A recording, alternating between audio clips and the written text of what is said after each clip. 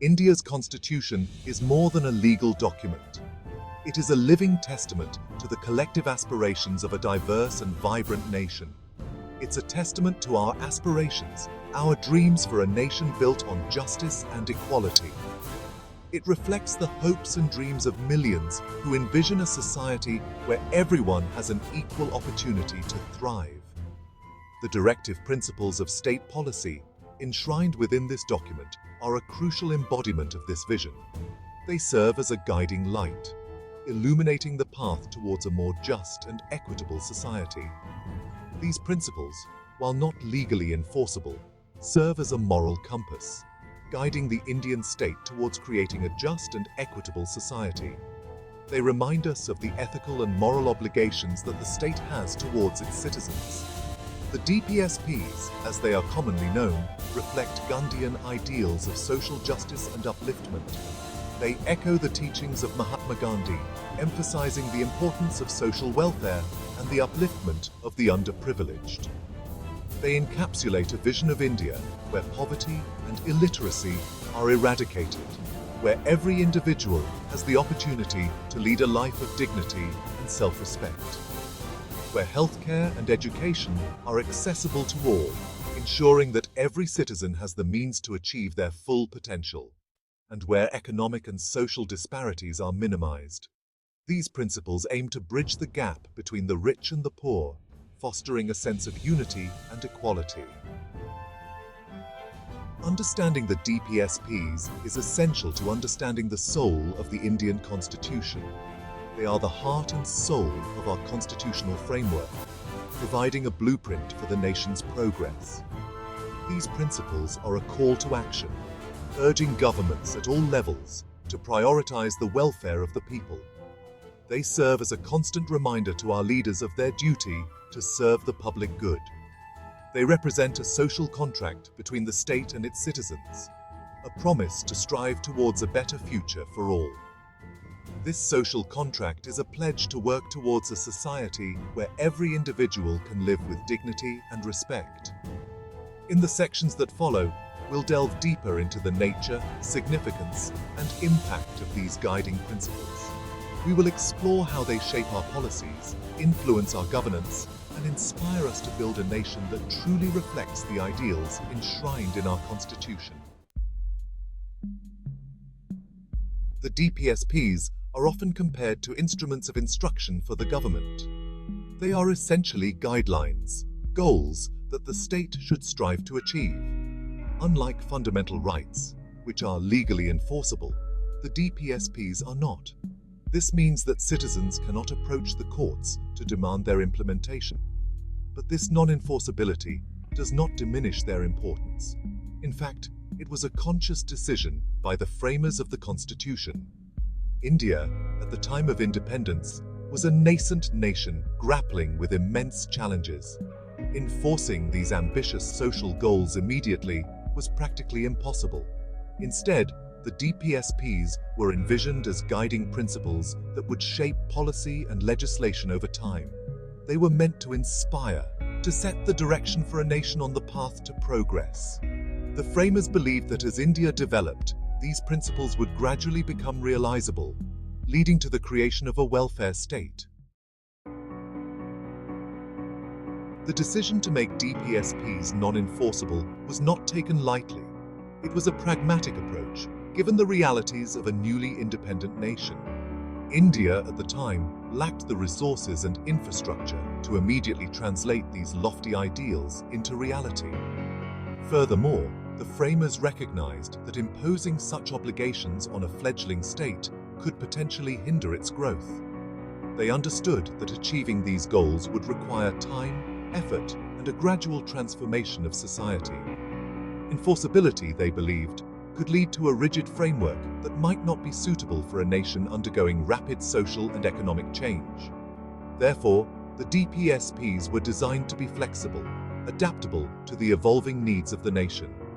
Their non-enforceable nature allows for a degree of pragmatism, enabling the government to prioritize and implement policies based on the prevailing circumstances. This approach, while seemingly paradoxical, was rooted in a deep understanding of the challenges and complexities of nation building.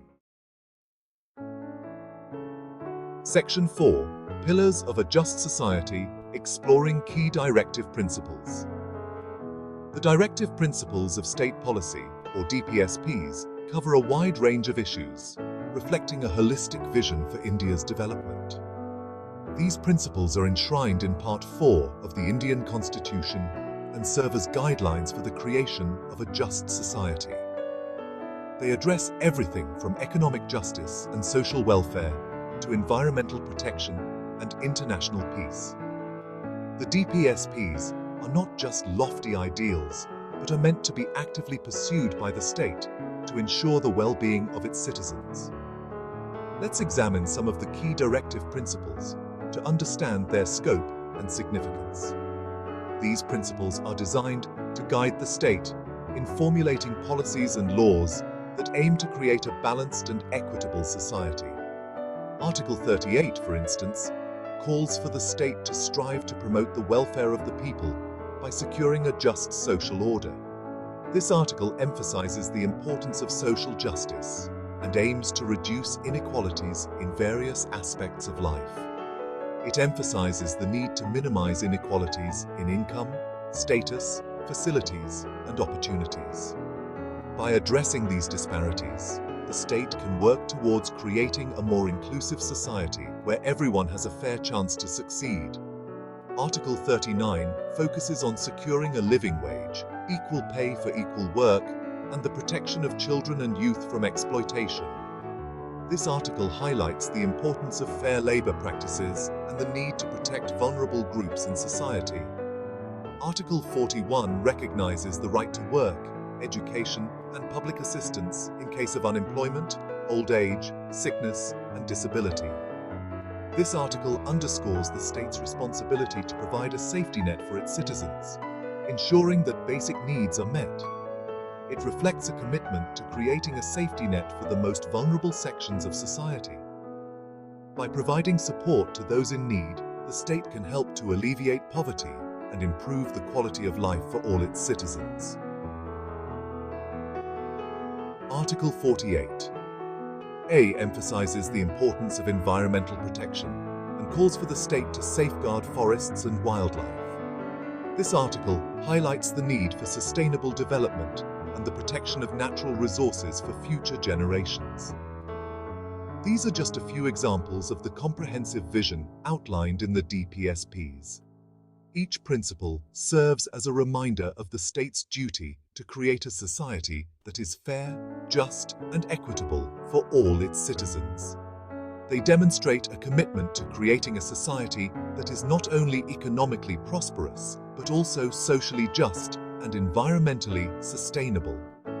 By adhering to these principles, the state can work towards building a nation that upholds the values of justice, equality, and fraternity. Section 5. DPSP and Fundamental Rights, two sides of the same coin. While DPSPs and fundamental rights might seem distinct, they are inherently intertwined. These two sets of principles, enshrined in the Constitution of India, work together to create a balanced framework for governance and societal development. They represent two sides of the same coin, both essential for a just and equitable society. Fundamental rights ensure individual freedoms, while DPSPs aim to promote the welfare of the community as a whole. Fundamental rights, as the name suggests, are considered fundamental to individual liberty and freedom. They are the bedrock of personal autonomy, allowing citizens to express themselves, practice their religion, and live without fear of oppression. They protect citizens from arbitrary state action and ensure their basic rights. These rights include the right to equality, freedom of speech, and protection against exploitation, among others. DPSPs, on the other hand, focus on the collective good, on creating a society where everyone has the opportunity to lead a dignified life. They are guidelines for the state to follow in order to achieve social and economic justice. They guide the state towards achieving social and economic justice, ensuring that the benefits of development reach all sections of society. This includes provisions for adequate livelihood, equal pay for equal work, and the promotion of education and public health. The Indian judiciary has, on numerous occasions, highlighted the complementary nature of these two sets of principles. The courts have often interpreted fundamental rights in the light of DPSPs to ensure a holistic approach to justice. The courts have ruled that while DPSPs are not legally enforceable, they should be given due consideration when interpreting and implementing laws. This ensures that the spirit of the Constitution is upheld in both letter and practice. They have also emphasized that the state has a moral obligation to strive towards realizing these principles.